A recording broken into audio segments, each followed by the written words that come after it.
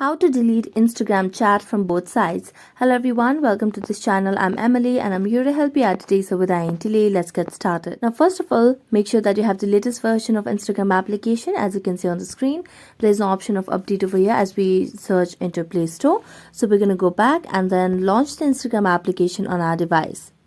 So just make sure that you're logged into your account, after which tap on the DM section at the top right corner of the screen and then select on the profile or the chat that you'd want to delete.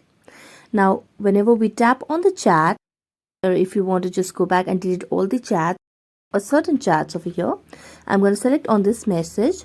So just make a long press and here you can see the option of unsend at the bottom of the screen. So tap on unsend.